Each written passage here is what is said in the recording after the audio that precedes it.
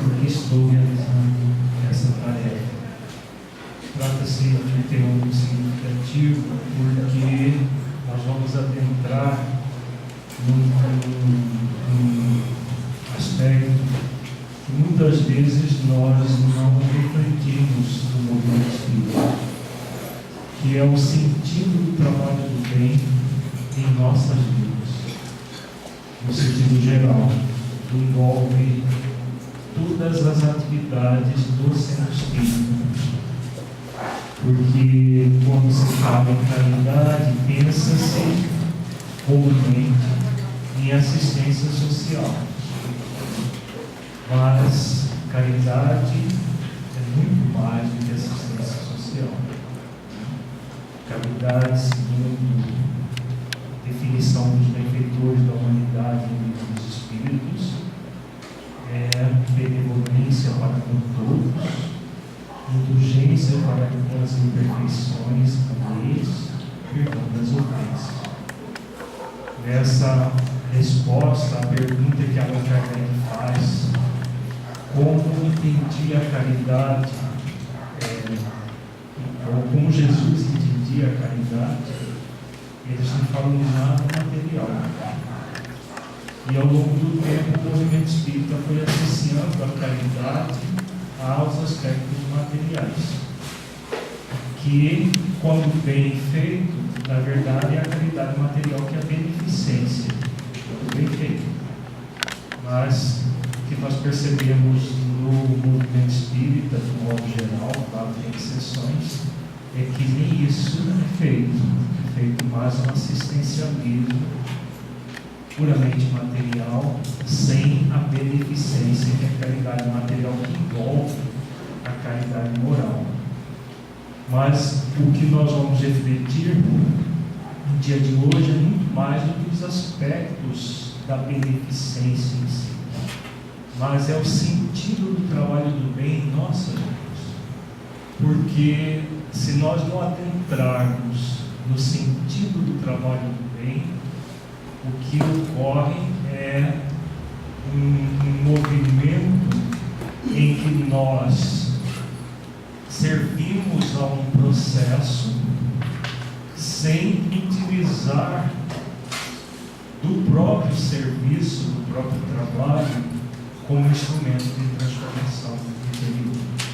Nós temos trabalhado no projeto espiritizar da Federação Espírita do Estado de Mato Grosso, exatamente essa visão, a visão do trabalho do bem nas nossas vidas. Ali nós temos dois livros que abordam essa questão: Centro Espírita, a Promoção do Espírito Imortal, em que nós abordamos que a grande função do Centro Espírita é trabalhar o espírito que somos, é nos auxiliar a nos tornarmos verdadeiramente espíritas, que é aquilo que Allan Kardec, o Evangelho segundo o Espiritismo, coloca de uma forma muito clara: reconhece o verdadeiro espírita pela sua transformação moral e pelo esforço que ele faz para domar as suas más inclinações. Então, o que é verdadeiramente ser espírita? É trabalhar pela causa espírita. Nós estamos muito acostumados a trabalhar com a causa, entre aspas, para fora, ainda no movimento. Mas a maior causa é essa que Kardec coloca nesse axioma. A maior causa é a nossa transformação interior para melhor. Uma outra obra que se segue a trilogia de como implementar projetos iluminativos, nós temos o Consciência Espírita, também está disponível aqui. No Consciência Espírita nós trabalhamos muito esse subtema que nós vamos iniciar no nosso seminário com ele, que é o sentido do trabalho do bem em nossas vidas. Nós fizemos reflexões de várias pessoas que estiveram dentro do movimento espírita, alguns que faliram no sentido geral. Principalmente, nós estudamos o caso desse livro do Leôncio, que utilizou do movimento espírita para ferir pessoas, para denegrir instituições, e com isso faliu muito gravemente, a ponto de ficar 20 anos dentro de uma região trevosa, mergulhado, segundo o depoimento dele mesmo, no livro Tormentos da Obsessão, dentro de um pântano, mergulhado nesse pântano e chicoteado por espíritos todas as vezes que tentava emergir desse pântano. Uma pessoa muito conhecedora da doutrina e tudo mais, e teve essa dificuldade. Também trabalhamos o caso do irmão Jacó. Esse é um servidor, mas um servidor das questões externas.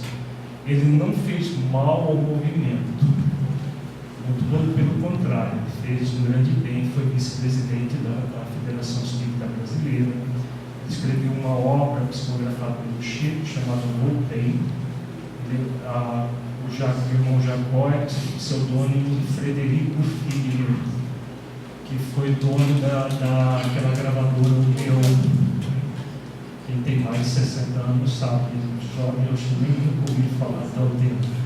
A Odeon, quando eu era criança, ainda tinha os discos da Odeon. Depois ela acho que fechou, não sei. Tinha os compactos, que eram pequenininhos assim, mas só cabia 2 músicas, uma do lado e do outro. Era desse tamanho, mas só 2 músicas. Alguns tinham compacto duplo, tinha 2. Era o auge, era 4 músicas, todas do lado do outro. O jovem nem sabe o que é isso, é só no museu, né?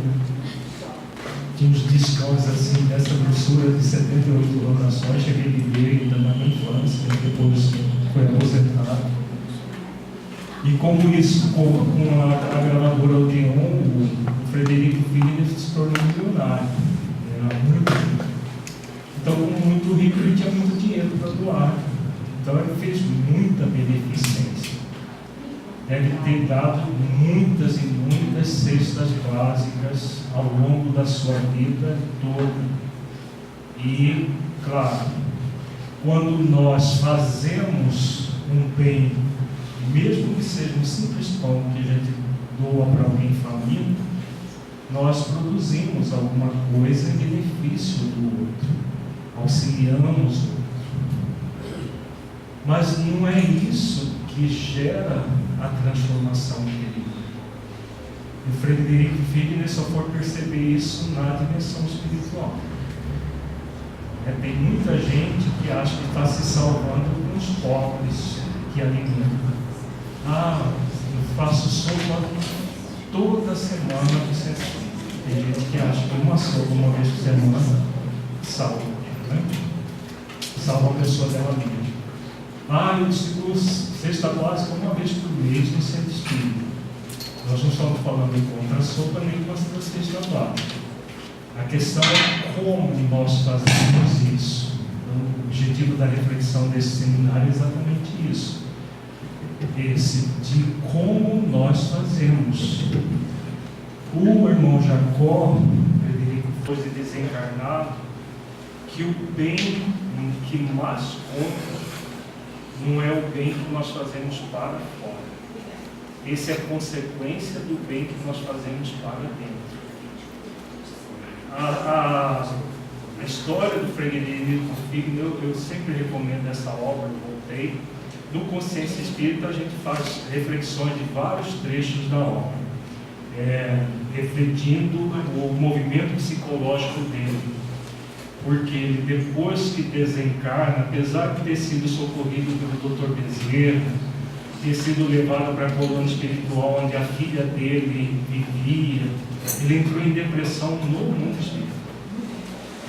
É muito assim, interessante ver um espírito desencarnado, depois de passar uma vida toda fazendo coisas que com certeza ajudou muita gente, entrar em depressão na dimensão espiritual porque se percebia opaco. Ele não irradiava a mínima luz. Ele sentiu inveja, ele fala de todos os sentimentos egóicos dele.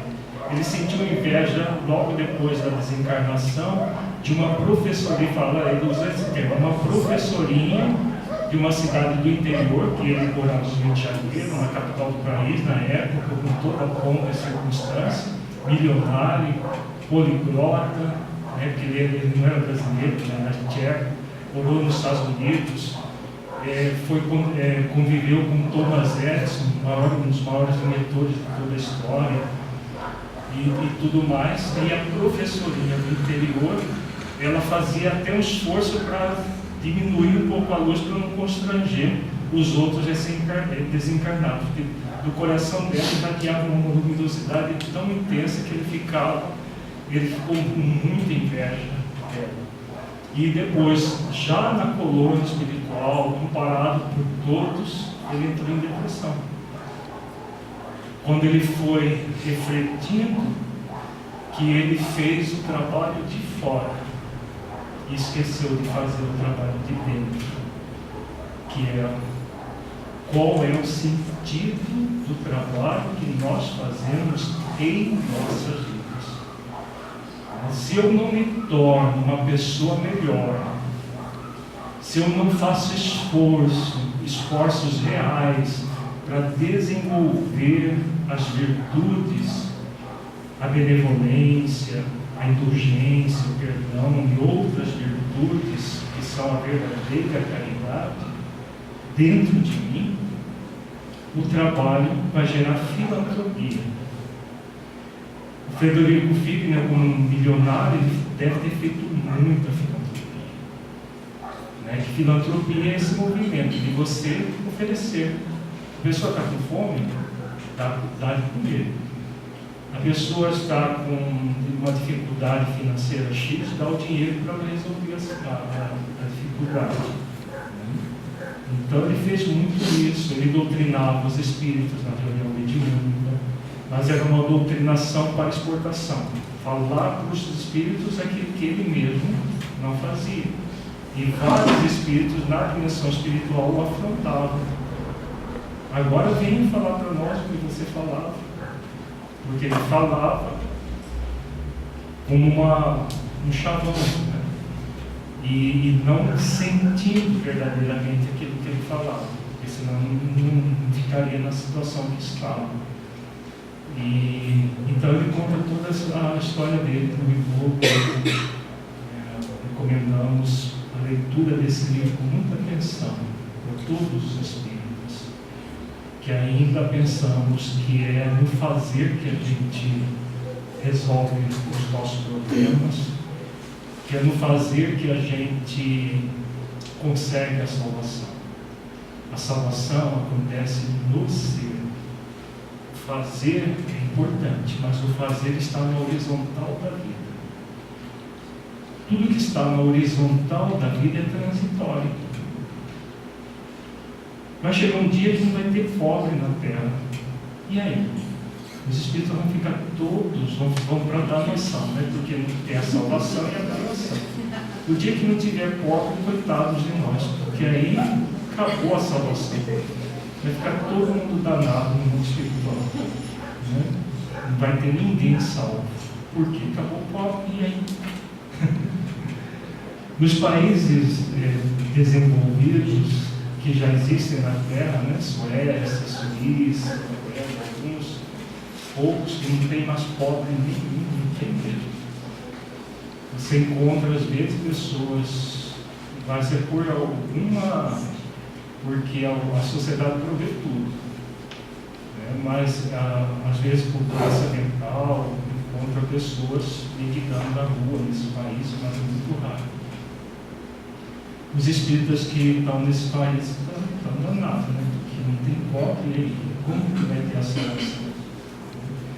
Primeira vez que eu fui aos Estados Unidos, conversando com o pessoal de Nova York, eles estavam dizendo que quando saíam, muitos deles imigraram de São Paulo para Nova York.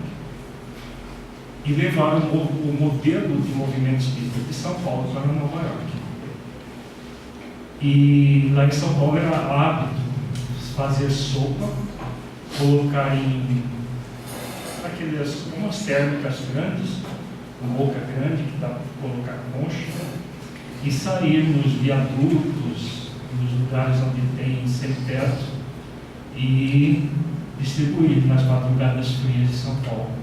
E as pessoas recebem de bom grado, né? Porque é da cultura brasileira isso. Acorda as pessoas, vamos com uma sopa aqui, você não quer? E aí distribui. E migraram e foram fazer isso no Central Park, em Nova York, onde tem muitos sem-teto, pessoas que, em vez de ir nos shelters, que são os abrigos que o governo oferece para eles passarem a noite, se quiserem, preferem ficar lá em locais específicos. E aí, as térmicas de sopa, os mendigos, em vez de receber alocados, escorraçavam os espíritos, porque ele falava, se eu quisesse sopa, eu ia lá no shelter, né? São uma espécie de albergues, que lá eles têm alimento, tem tudo. Eu quero dormir, por isso que eu estou aqui. Né? Depois de serem escorraçados várias vezes, então não vai ter jeito. Né? Não vai ter jeito da gente fazer a assistência social aqui.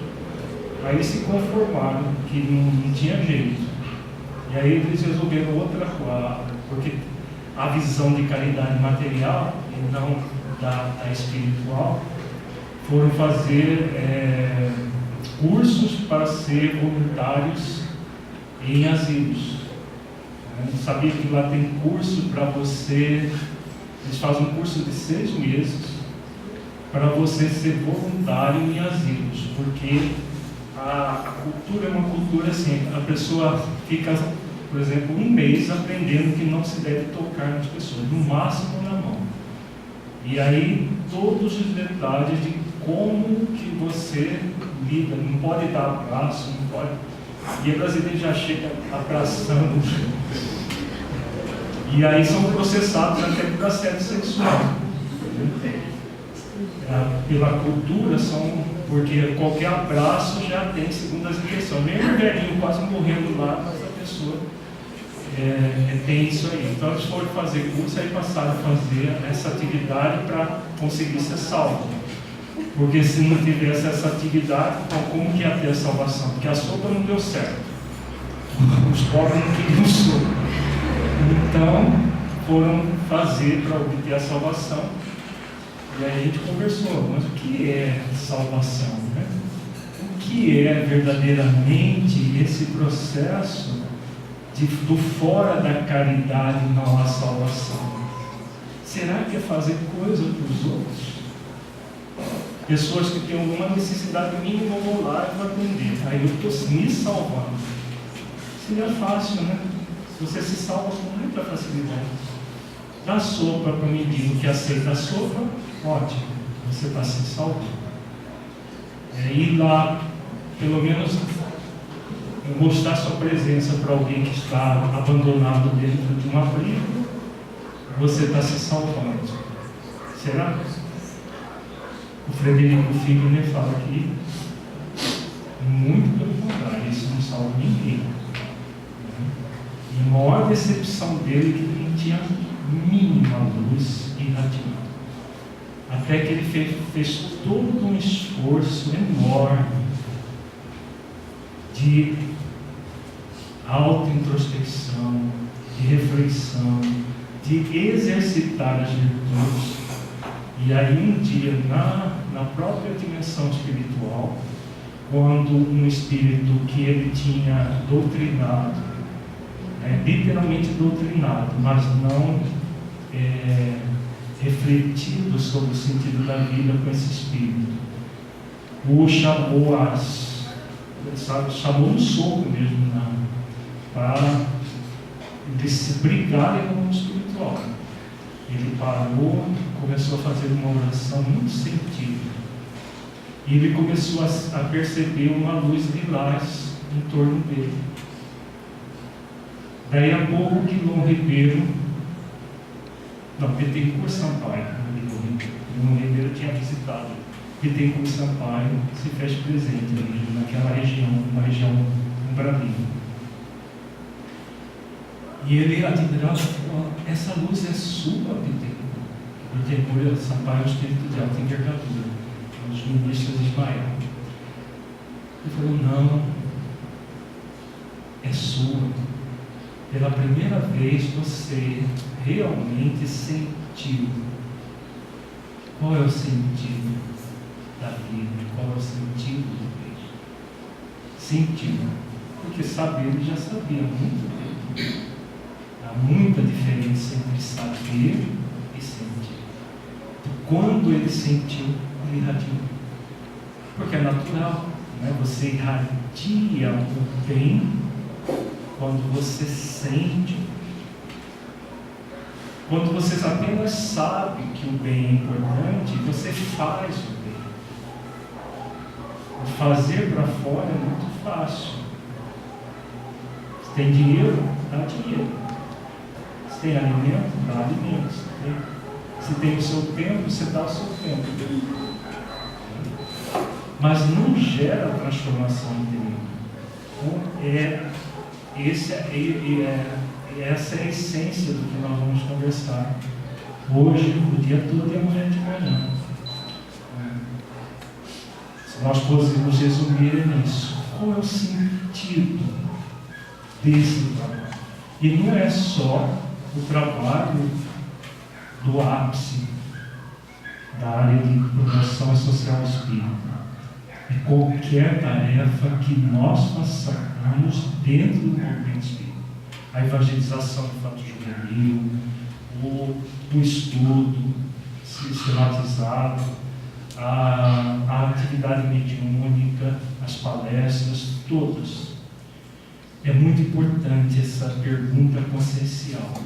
Qual é o sentido dessa tarefa, desse trabalho na minha vida?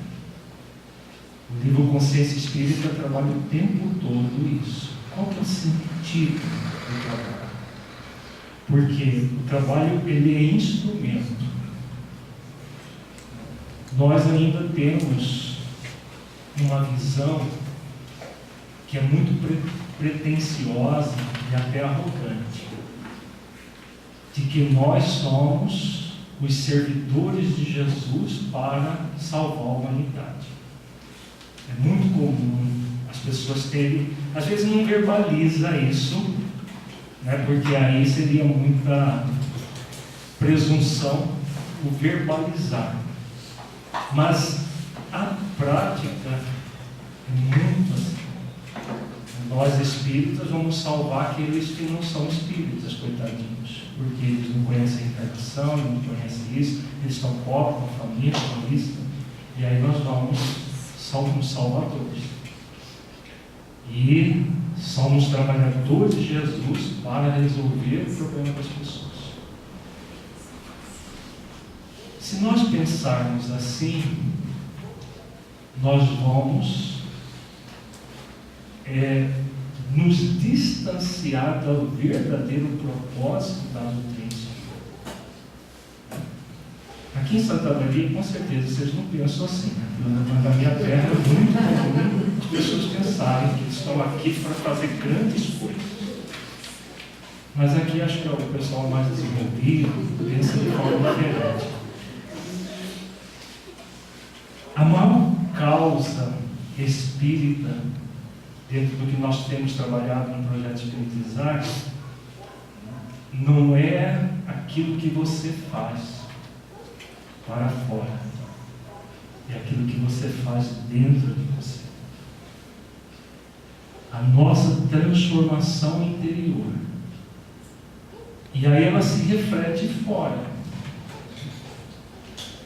Então nós não temos, onde estava conversando no jantar, nós não temos compromisso com a casa em si. Esse compromisso é transitório. Ninguém vai ficar aqui para sempre. Nós temos um compromisso com a causa. E a causa espírita qual é? Qual é a causa espírita? Vamos começar a fazer um diálogo, senão daqui a pouco tem gente dormindo no auditório. Vai ficar episódio. E aí, qual é a maior causa espírita?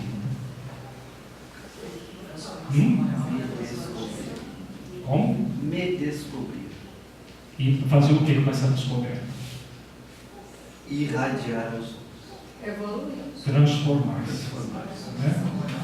A partir do autodescobrimento, que é o autoconhecimento, questão 919, 919A, do Livro dos Espíritos, Kardec pergunta, né, qual é a maneira ideal de nós nos tornarmos pessoas de bem. Um sábio da antiguidade já vos disse: conhece-te a ti mesmo. Na 919A, Santo Agostinho dá um método fantástico, muito profundo, de como se conhecer a si mesmo. E a partir do autoconhecimento, a autotransformação. E ele diz lá no final do texto: foi para isso que nós ditamos o Livro dos Espíritos e todas as demais obras que surgiram a partir do Livro dos Espíritos. Então, ali está a maior causa do Espírito. A transformação moral da humanidade. E a humanidade, onde que ela está? Onde que a humanidade está? Está fora? Cada um de nós. Enquanto nós ficarmos preocupados em transformar os outros, o que vai acontecer? esquecer. A humanidade não se transforma, porque a humanidade se transforma um a um. Cada um de nós se autoconhecer e se autotransformar. Essa é a causa espírita. A partir do momento que nós fazemos isso conosco, e o que vai acontecer na nossa relação com os outros? O que vai acontecer? Vai melhorando. Vai melhorando e aí vai acontecer uma coisa muito importante. O que é? Serve de exemplo. É o que Emmanuel fala: as palavras convencem, os exemplos arrastam. Então, o seu exemplo de autotransformação, você vai se tornando uma pessoa melhor, e as pessoas à sua volta vão percebendo a sua transformação para melhor e vão querer fazer a mesma coisa que você, porque é natural que seja assim, não é? Porque a transformação interior gera alegria, gera felicidade, gera bem-estar, gera tudo o que as pessoas querem. Tem muita gente que reclama: a minha família ninguém é espírita, eu vivo falando. Eu sempre digo para as pessoas: então parem de falar. Pare de falar e seja espírita de fato. Começa a mudar para melhor. Começa a fazer mais exercícios de mansidão e de humildade de coração. Começa a realmente sentir o sentido da doutrina espírita na sua vida. Daqui a pouco, os seus familiares vão começar a lhe enxergar diferente. E aí elas vão: essa doutrina espírita funciona. Mas enquanto nós estivermos falando aquilo que a Draghi chama de conceitos para exportação, mas não para uso próprio, você fica o chato que no tempo né? Que é que aguenta o chato. Você precisa ser espírita. Principalmente adolescente, né? Pais de filho adolescente que tenta fazer com que eles vão ao centro espírita à força, não vão conseguir. Agora, se tornam exemplos de transformação interior, aí, né, convencem aquilo que faz com que o outro realmente sinta que vale a pena, que faz sentido. Isso é válido para cônjuge, para qualquer situação. Nós falamos da família, mas serve para qualquer um amigo que você gostaria que fosse participar das atividades. Também vai funcionar assim. Então, essa é a essência do trabalho do bem em nossas vidas. A maior causa espírita. É para isso que os benfeitores nos ditaram as obras básicas. Está muito claro no final da questão 919A do Livro dos Espíritos.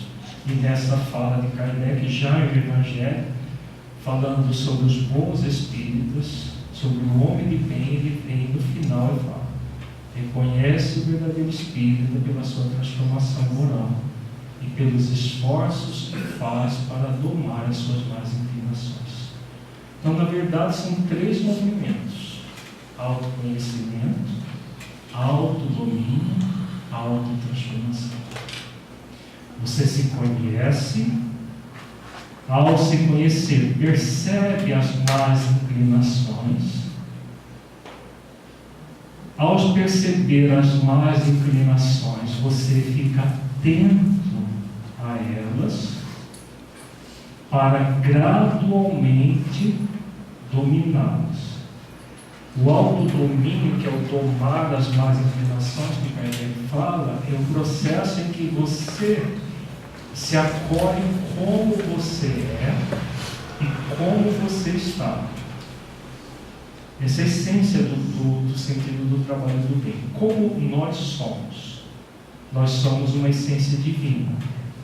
Nós já trazemos em nós as virtudes do Espírito imortal que somos. Deus já nos criou com essas virtudes. Só que Deus nunca dá árvore cheia de frutos. O que Ele nos dá? Ele nos deu um monte de semente. Usando a virtude, a semente como metáfora do germe das virtudes, nós temos um pomar enorme na essência divina que somos. Nós chamamos de ser essencial. No nosso livro nós temos saúde espiritual, energia mental, autocura, cura da ansiedade. Todos trabalham em síntese a mesma coisa. Nós somos uma essência divina e temos uma camada de ignorância ainda a ser transformada, que na psicologia a gente chama de ego. O ego não é para ser odiado, arrancado de nós, combatido. São as más inclinações na linguagem do século passado. Do século passado, não, do século XIX. Já estamos no 21. No século XIX, a psicologia nem tinha sido desenvolvida ainda. Então, Kardec fala das paixões, fala das más inclinações. Depois que a psicologia se desenvolveu, fala-se de sentimentos egóicos.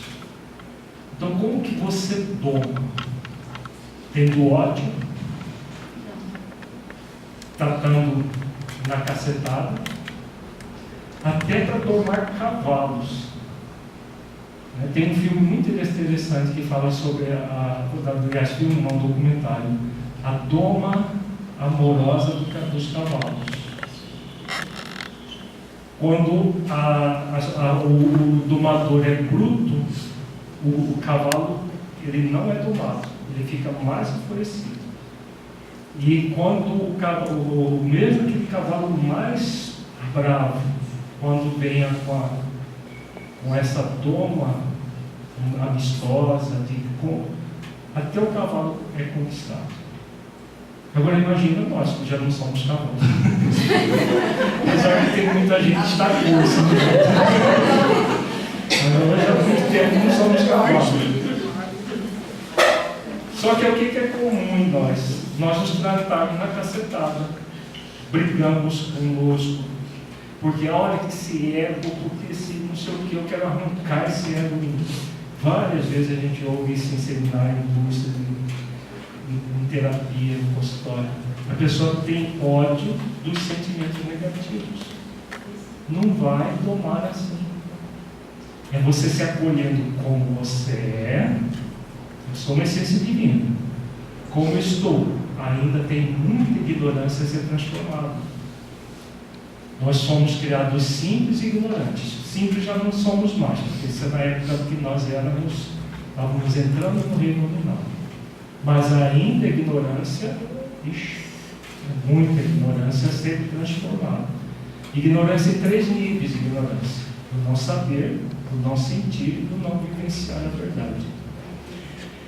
Então, quando a pessoa quer o autodomínio, ela se acolhe como ela está. Para quê? Não acolher-se é aceitar-se. Significa aceitar como você está. Para quê? Para gradualmente transformar-se. Não é um processo de acomodação, porque muitas vezes a gente confunde aceitação com acomodação. Acomodação é só é assim mesmo. É a síndrome da Gabriela. Ouviu falar? Não, é da Gabriela? Eu nasci assim, eu sou você sempre assim. É a síndrome da Gabriela, que não, é só assim mesmo. Os incomodados que se mudam são chavões que as pessoas usam para fixar o quê? O processo da preguiça. Ouviu falar da preguiça? A preguiça, né? Tem gente que é tão íntimo que já até conhece pela preguiça.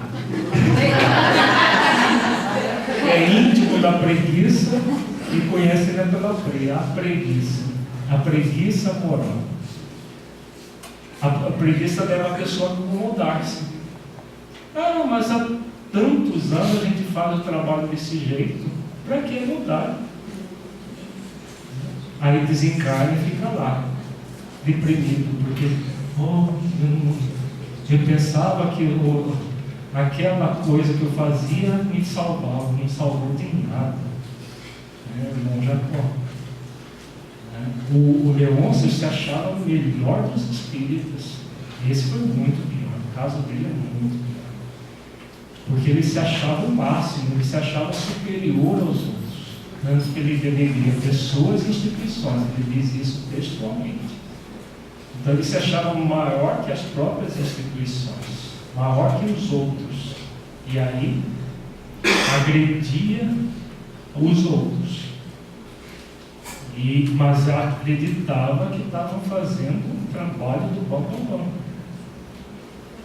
E foi para as trevas, com todo o conhecimento espírita. O irmão Jacó ainda foi socorrido pelo Dr. Bezerra, mesmo assim ficou em depressão.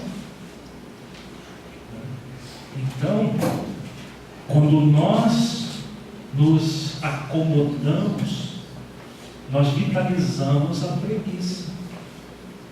E o trabalho do bem não faz bem para preguiçoso. Nunca vai fazer bem. Ah, mas a gente faz assim desde a década de 80. Tem muita coisa do movimento espírita que começou na década de 70, de 60 do século passado. E as pessoas em 2019 querem fazer a mesma coisa. Como se fosse assim, é uma tradição, tem que ser assim. Se não for assim, não vai ter salvação. Tem gente que não pensa assim. Se parar com a sopa, como vai estar tudo muito danado. Tem uns científicos lá que eles não sopa todos os dias. E para ter mão de obra gratuita, porque não tem como pagar cozinheiro para fazer sopa todos os dias, eles chegam de praticar crimes do ponto de vista da lei divina. Que tipo de crime? Pessoas que buscam atendimento fraterno, uma casa que, como tem trabalho de cura, recebe gente do estado todo, às vezes até de outros estados. As pessoas buscam atendimento fraterno, às vezes com depressão, com ansiedade, ou com outras doenças psíquicas, mentais. Eles falam para a pessoa parar de tomar os remédios e ir para fazer sopa. Porque a sopa vai curar. A sopa tem fluidos que vão curar a pessoa, eles falam isso. E principalmente descascar batata, cenoura, abóbora, para pôr na sopa, nossa, vai acabar com a depressão, vai acabar até com a esquizofrenia. Volta e meia eu recebo pacientes que ficaram muito mal, jogaram os remédios fora e acreditaram nessa mentira, achando que fazer descascar batata cura a depressão, cura a ansiedade, cura isso. Então, vejamos, ainda tem muita mentalidade assim. E todas são pessoas muito bem intencionadas, mas mal direcionadas. E elas acreditam, eu conheço vários desses dirigentes desse centro espírita, que conviveram comigo na época da mocidade. Todos eles são bem intencionados, eles acreditam fielmente que eles estão se salvando fazendo isso. Que essa é a caridade que salva.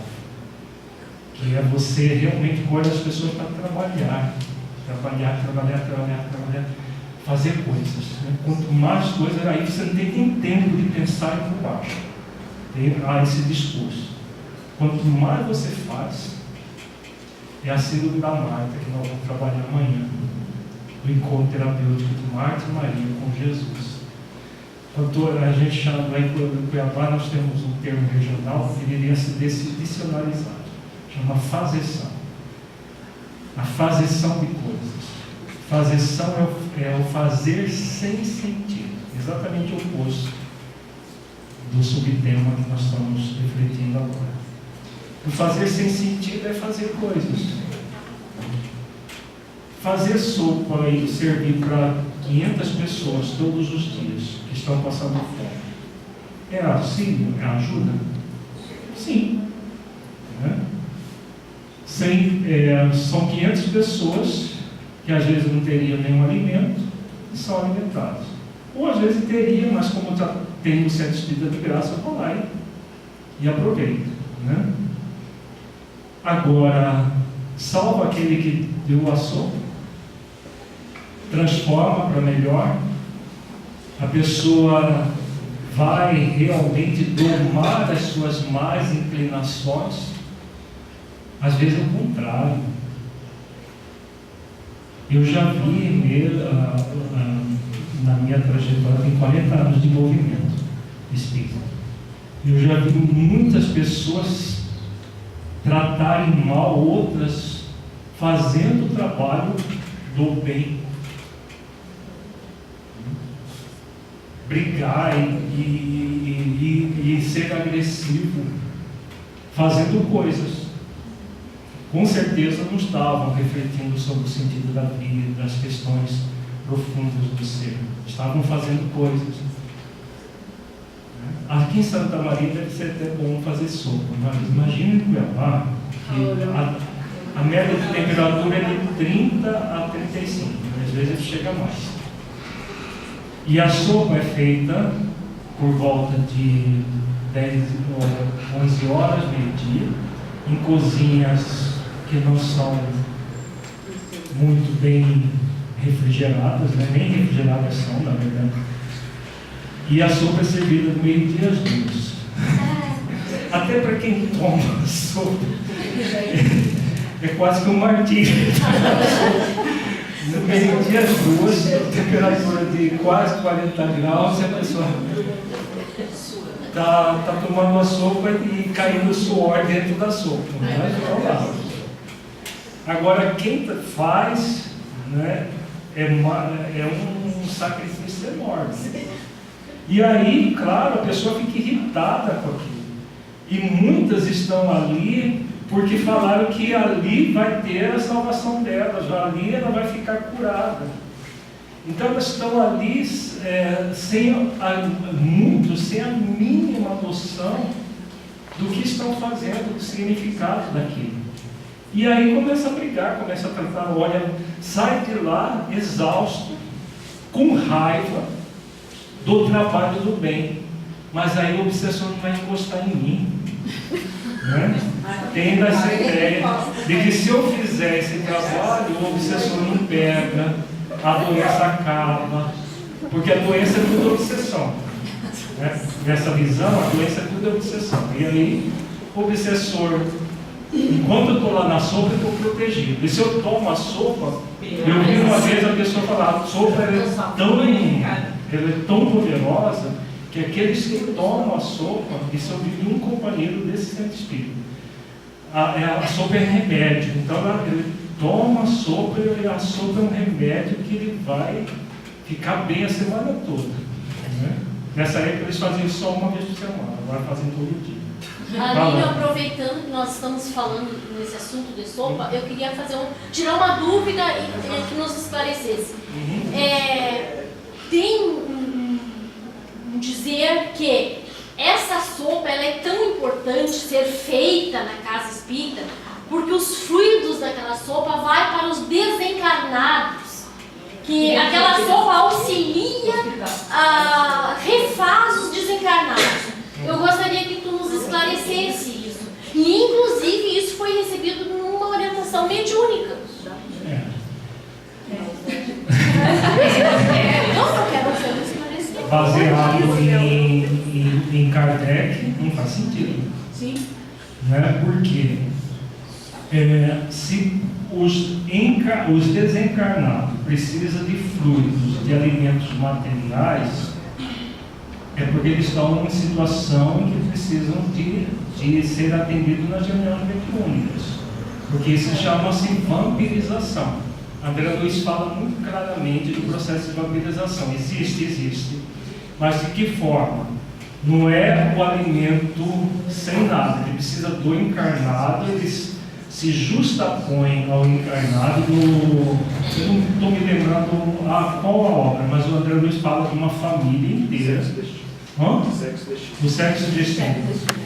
A família inteira estava se alimentando e os próprios parentes desencarnados que estavam muito apegados, eles também na hora da refeição se achegavam e aí eles se alimentavam dos fluidos, dos vapores dos alimentos, mas acoplados ao encarnado. Acho que não é sexo destino. Sexo destino fala da bebida, do álcool. É uma outra obra, mas não estou recordando qual. Então absorve os fluidos, isso é vampirização. Absorver os fluidos pura e simplesmente sem o encarnado ser utilizado não existe. Então, se nós fazemos isso no centro espírita, nós estamos chamando as pessoas para serem vampirizadas pelos desencarnados, que não faz sentido. Né? Então, venham tomar sopa aqui, porque deve ter muito desencarnado aqui precisando comer. E aí eles vampirizam o encarnado para comer. Se o espírito está nessa condição, ele necessita de ser esclarecido nas reuniões mediúnicas. Porque o desencarnado que já estão sendo atendidos, eles vão vampirizar. No livro Memórias do Suicida, Camilo Castelo Branco fala que existem no mundo espiritual é servido, o chamado caldo. E ele diz muito interessante que cada pessoa, o caldo é o mesmo, mas cada pessoa sente o sabor preferido, principalmente da infância, como se fosse um ato de compaixão por aquele suicida. Ele toma a sopa e sente sabor que ele mais gostava. Se um gostava de sopa de ervilha, ele vai sentir de ervilha. Outro de cenoura vai sentir o gosto da cenoura, e assim por diante. Né? E isso é uma prática na dimensão espiritual, principalmente quando eles são socorridos e ainda estão com fluido, principalmente o suicida, que ainda estão com a impressão da matéria muito intensa. Né? Mas isso é feito pelos benfeitores espirituais sem vampirização, que ninguém imagina. Não é sopa. Não é sopa. E não é sopa, é um fluido específico e que ele sente o sabor. Não é sopa com cenoura, com abóbora, com tudo mais, que eles vão fazer no mundo espiritual e servir. Né? O nosso lar também tem uma revoluçãozinha, né? O nosso lar. Bom, sim, mas ali é por alimentos, porque na verdade o alimento no mundo espiritual, segundo a graduação do nosso lar, é mais pela água e pelo ar, e pelo sol, pelas energias. E nosso lar, eles ficaram isolados para que as pessoas aprendessem a se alimentar. Ficou, segundo se não me engano, mais de 100 anos. Que o próprio governador mandou, porque havia contrabando, diz a pessoa na colônia, havia contrabando de alimentos das regiões umbralinas que eram de fluidos bem densos, feitos de fluidos densos. O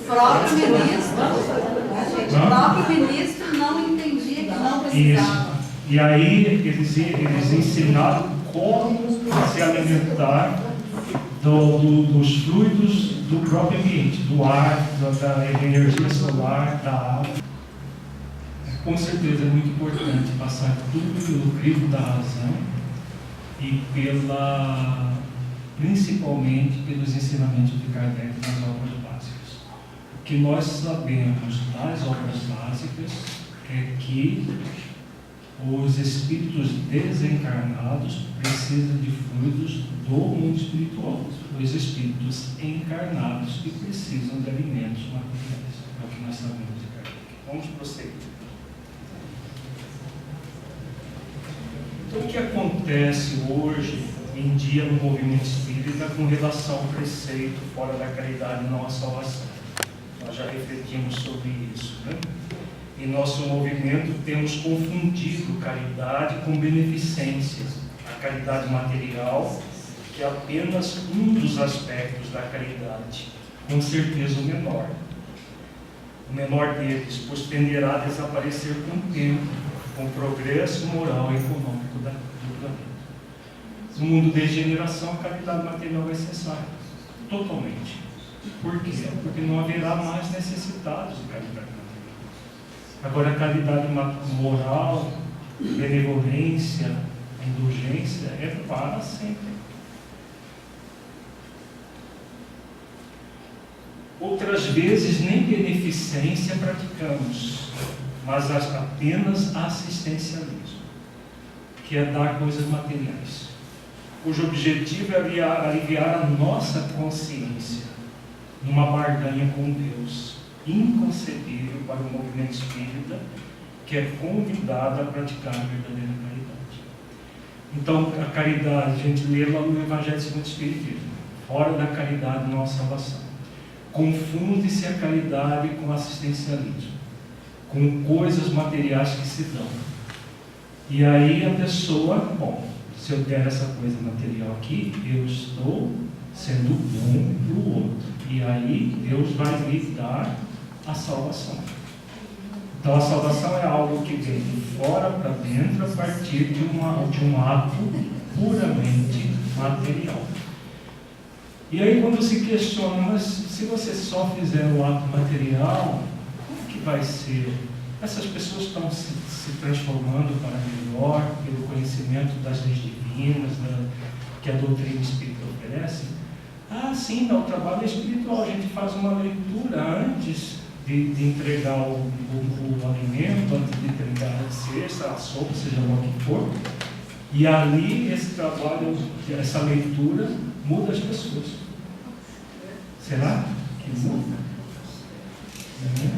Às vezes é uma leitura que as pessoas estão fazendo barulho, estão todas ali sem prestar atenção em nada, e nós acreditamos que o processo é mágico, né? Assim, ele transforma, basta você ler e aí sai os fluidos e vai transformando as pessoas.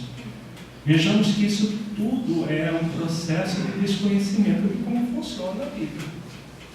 Se leitura transformasse, nós todos estávamos seríamos anjos, né? Quanta coisa boa a gente já leu, já ouviu, né? Já estaríamos todos perfeitos. E essa ideia ainda de que as coisas acontece de maneira simplista, simplesmente porque nós estamos praticando atos materiais, é que faz com que haja acomodação no processo. Sempre foi feito assim, a gente continua fazendo assim. E que tem muito no movimento espírita, infelizmente. Tem muita gente que chega a dizer que se nós formos falar dos princípios básicos da doutrina, sobre as leis divinas, nós vamos chocar as pessoas. Mas elas são de outra religião, eles vão ficar chocadas. Né?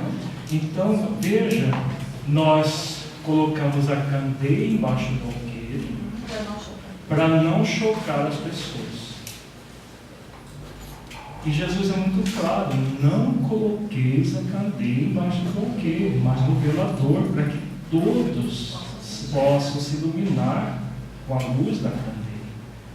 Então a verdade, as leis divinas é a verdade.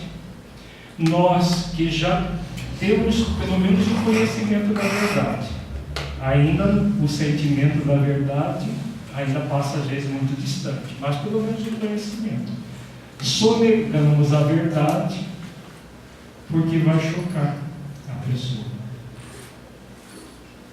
E aí não faz sentido, né? Não faz sentido algum, porque se a verdade choca e a gente oculta a verdade, o que vai acontecer é o que o Frederico Fellner muitas vezes porque ele falava coisas para os espíritos, mas sem sentir profundamente e sem vivenciar principalmente, e os espíritos jogavam na cara dele o que ele falava. Está lá vários relatos do livro Voltaire. Então, as pessoas que nós não chocarmos, por exemplo, vão estar no direito de mais tarde dizer para nós: mas você sabia de tudo isso e não me falou? Nunca me falou da reencarnação, da lei de causa e efeito, do sentido dos processos respiratórios, o sentido de por que uma pessoa nasce numa pobreza e outra numa situação de... E eu vivi revoltado a vida inteira sem saber dessa verdade. Não é nosso propósito questionar a validade e a necessidade de se praticar a beneficência, que é a caridade material bem aplicada, associada à caridade moral. O que questionamos é o assistencialismo que temos realizado em nossas casas espíritas. O assistencialismo nem beneficência é filantropia. Mas o centro espírita pode ir muito mais além. Esse é o grande sentido de nós termos, do espiritismo ser a terceira revelação e ser o consolador coletivo. Então, qual é o sentido da doutrina ser o consolador? É para consolar, e você só consola esclarecendo as pessoas da realidade da vida. Se você só ver coisas, não vai haver consolo. Né? Se você dá uma sopa, daqui a 2 horas a pessoa está com fome. Agora, se você sacia o espírito, nunca mais terá fome. Jesus mesmo colocou isso claramente: eu sou o pão da vida. Aquele que provar desse pão nunca mais terá fome. Eu trago a água da vida. Aquele que tomar dessa água nunca mais terá sede. E isso é o que a doutrina espírita pode oferecer. O movimento espírita, o centro espírita, é a base do movimento que não leva no nível profundo, em todas as atividades, sem exceção, o trabalho transformador, consolador da doutrina espírita, decorrendo em falhas. No nosso livro Centro Espírita, a Promoção do Espírito Imortal, nós falamos disso. E um outro, que é como implementar projetos iluminativos, que infelizmente não foi trazido, também aborda essa questão. O Centro Espírita deve ser um ambiente para promover o Espírito Imortal. Na assistência social, essa promoção só vai acontecer se nós oferecermos, junto com as atividades materiais, o processo de refletir junto com as pessoas o sentido disso tudo, o sentido da vida, né, as dificuldades que elas passam, conversar, conviver com as pessoas. Aí sim nós estaremos fazendo verdadeiramente a beneficência, que é a caridade material junto com a moral. Se for apenas doar coisas, é um equívoco que nós estamos cometendo dentro do movimento espírita, porque não transforma o espírito imortal. Não transforma quem faz, nem quem recebe.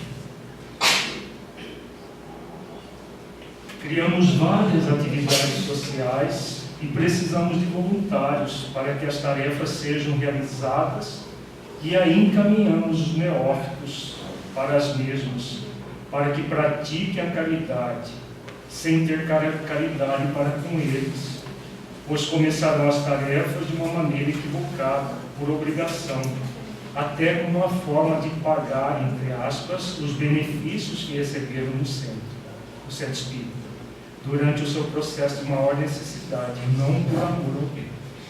É o que acontece quando a casa tem a prática de chamar as pessoas, principalmente os atendidos no atendimento fraterno, ou mesmo em reuniões públicas, para essa tarefa, sem a pessoa saber o sentido profundo daquilo.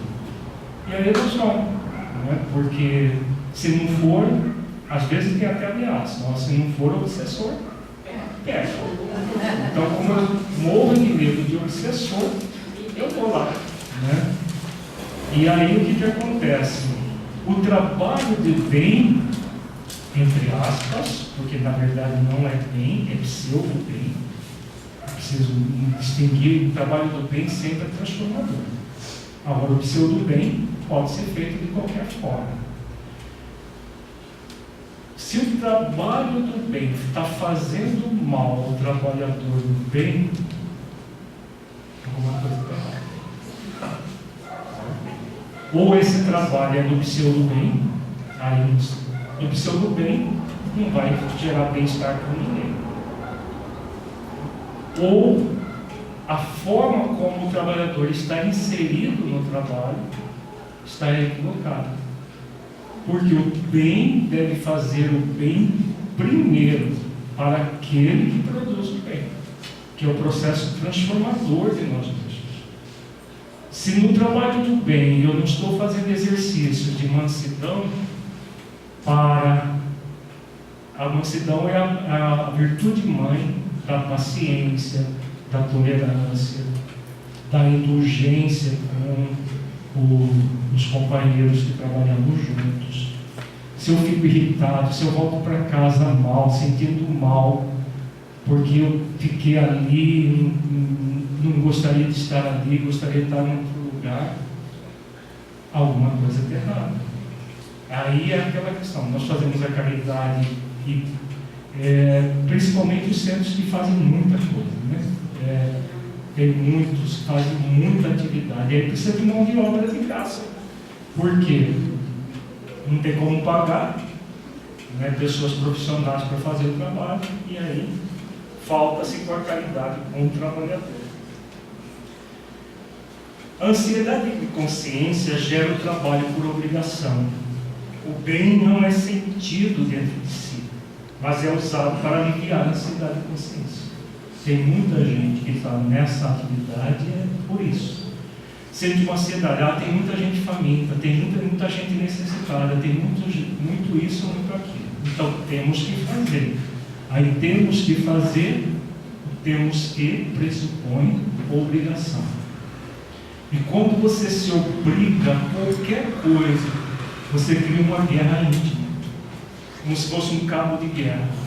Tem a obrigação de um lado e o boicote da obrigação do outro.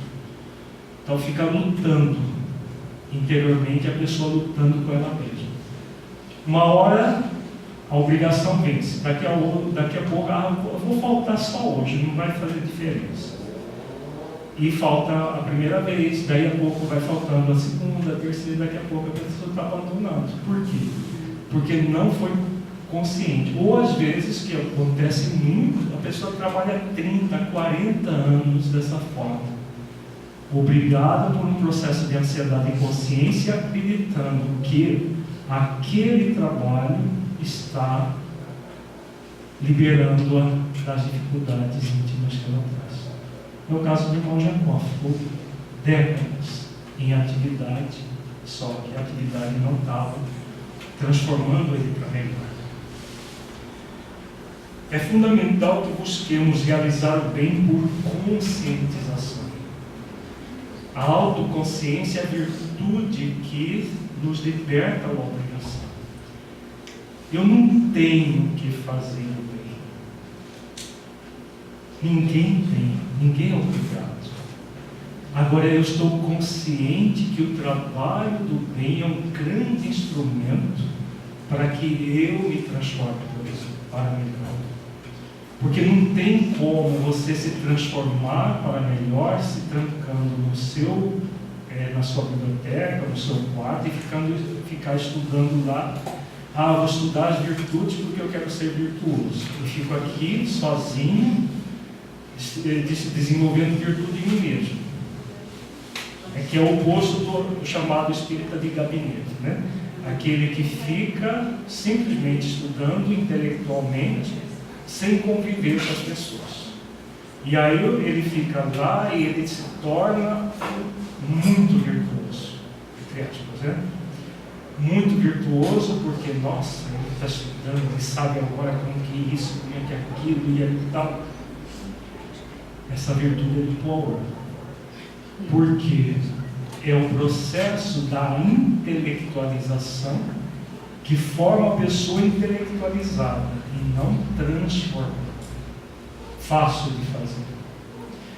No outro extremo, temos aqueles que sentem essa ansiedade de consciência e tem que fazer e faz. Que é a Marta do encontro terapêutico. Maria escolheu a melhor parte. Marta estava lá. Ela chega de ralhar com Jesus, mas amanhã a gente fala mais detalhes sobre isso. E naquele movimento do fazer para a ansiedade. A autoconsciência, eu sinto que o melhor caminho é realizar o bem no limite das minhas forças. O bem que começa em mim e a partir de mim irradia em torno de mim. Porque a pessoa que realiza o bem verdadeiramente dentro de si não vai ficar trancada dentro do seu quarto. Jamais. Nem tampouco vai ficar nessa ansiedade de consciência tentando salvar o mundo. Nem uma coisa nem a outra. Nem isolamento do mundo para desenvolver uma virtude que faz de conta.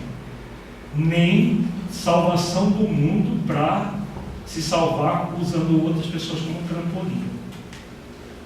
Ela vai estar plenamente consciente que o trabalho do bem é instrumento.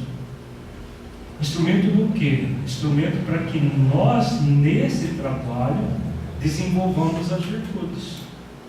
Então eu vou conviver dentro do centro espírita, muitas vezes, com quem? Com quem que a gente convive na família corporal, na família maior dentro do centro espírita? Comumente, no planeta de expiação de provas. Inimigos do passado. Para quê? Para nos tornarmos amigos. Agora, se nós estivermos convivendo com o inimigo do passado, trabalhando, fazendo o bem por obrigação, cada um está lá com raiva. Até estar ali, ele já está com raiva. Aí ele encontra o outro lá e com uma aresta desse tamanho, alguns com alfinete, outros até com canivete. Qualquer coisa é alfinetada daqui, é canivetada dali, porque estamos ali no ambiente para aparar as arestas. Mas o que acontece? Nós aguçamos as arestas. E aí é alfinetada para cá e é cutucada para lá. A pessoa faz a atividade, mas o jugo não é suave, o fardo não é leve. E Jesus ensina: o meu jugo é suave e o meu fardo é leve. Um trabalho cristão que nós saímos dele e estamos sentindo mal, será que o trabalho é cristão? Jamais. Jamais vai ser. Podemos dizer qualquer coisa que não será. Então, o trabalho por conscientização, eu utilizo o trabalho como um recurso para domar as minhas más inclinações. Isso significa que eu vou me tornar perfeito nessa existência? Vou virar anjo? Tchum. O anjo, não. Não vou, não é possível. Ninguém se transforma de uma hora para outra. São várias existências, vários milhões e milhões ainda para virar anjo. Agora, eu posso fazer esforços todos os dias para me tornar uma pessoa melhor? Todos nós podemos. Todos, sem exceção. Eu sinto o ímpeto egóico de alfinetar o outro. O que eu faço? Recolho o meu alfinetezinho, coloco ele aqui e oro. Faço silêncio proativo, por exemplo. Como que é o silêncio proativo? Se alguém, por exemplo, me alfineta de um lado e o canivete do outro, não, eu sou convidado a oferecer a outra face. Se alguém lhe bate na face direita, oferece a outra face, ensina Jesus. Mas o que oferece a outra face? Para ele dar outro tapa do outro lado? Não faz sentido. É oferecer o bem. Então a gente sempre recomenda na relação interpessoal o silêncio proativo. Existem dois tipos de silêncio: o silêncio verbal e o silêncio proativo. O silêncio verbal é aquele que eu não falo nada, mas eu estou aqui. Mas onde conseguiu fazer isso por comigo? Eu não mereço isso. Acabou de me dar essa alfinetada, vontade que eu tenho de dar um soco nele, mas aquilo que não se espírita, a gente não pode fazer isso. E fica nessa ruminação mental. A boca está quieta. Mas os benfeitores que estão do outro lado, e os outros também, que não são benfeitores, ouvem tudo que você está comentando.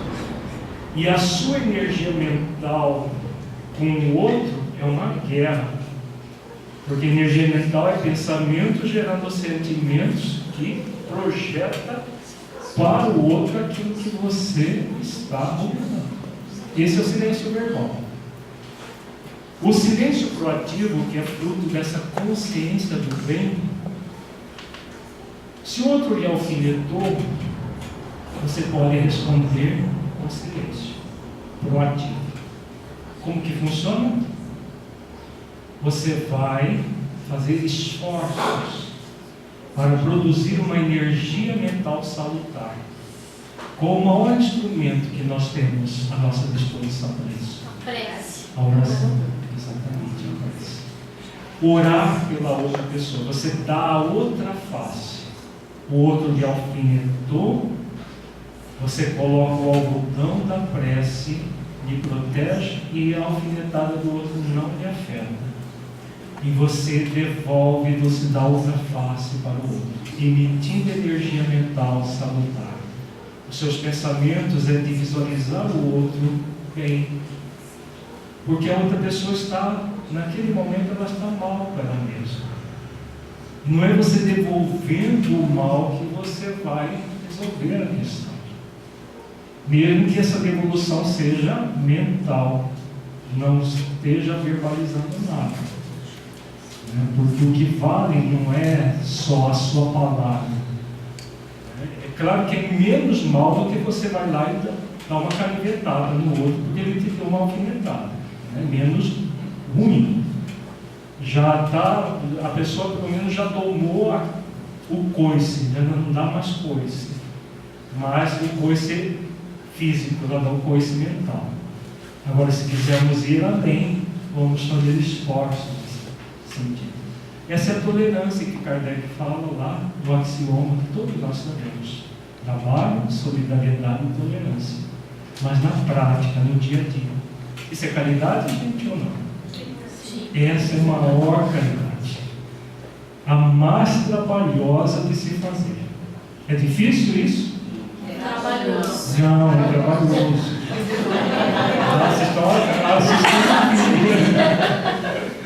É trabalhoso, não é difícil. Porque isso facilita a nossa vida muito. Imagina você, junto com o companheiro de trabalho, você está bem para lá, bem para cá, de mal com a vida, mas tem que trabalhar junto. Né? Tem que viver na mesma família. Né? Nós criamos um ambiente energeticamente muito bom. Agora, se isso acontece dentro do lar, dentro do centro espírita, que a gente passa muitas horas, muitas vezes, né? Nós vamos ter um ambiente tóxico para viver. Agora, se nós estamos criando um ambiente tóxico, onde é para ser levado o Consolador, para consolar a nós e aos outros, e criamos um ambiente tóxico aqui, imagina o que nós vamos oferecer para as pessoas que vêm aqui. Então, são exercícios que devem ser feitos diariamente. Então, quando eu estou consciente de que eu não estou aqui para, entre aspas, né, servir a Jesus, como eu sou trabalhador, estamos todos servidores de Jesus. Nós estamos aqui para nos transformar em pessoas melhores. Ao nos transformarmos em pessoas melhores, nós nos colocamos como servos úteis. O servo é aquele que serve tendo consciência da sua pequenez. Os servidores, mesmo com S maiúsculo, quem são? Os espíritos de luz, os benfeitores. Os espíritos superiores que estão na dimensão espiritual, nos buscando para sermos servos fiéis. Então há grande diferença, porque quando nós nos colocamos como servidores com S maiúsculo, é isso que nós estamos falando. Nós entramos num processo de arrogância, de servidores do Paulo. É o irmão Jacó. O irmão Jacó se achava servidor com S maiúsculo. E aí, quando ele chegou no mundo espiritual, alguma coisa está errada. Porque se eu fosse o que eu pensava, eu era para estar irradiando uma luz maior que a professorinha lá, que ele sentiu inveja. Né? E não estava. Por quê? Porque estava simplesmente fazendo coisas. Quando você se transforma para melhor, conscientizou-se que esse bem faz bem para você em primeira instância, e ao fazer bem para você, você vai ao outro para oferecer esse bem, aí sim, você se colocou como servo de uma proposta, porque você está trazendo essa proposta para dentro da sua vida. E aí sim, vamos ser servos fiéis, dos servidores que estão em contato direto com Jesus e nós em contato com eles, para que a casa espírita seja um ambiente em que o Consolador consola trabalhadores e frequentadores, aqueles que necessitam de trabalho na casa. Faz sentido isso, gente?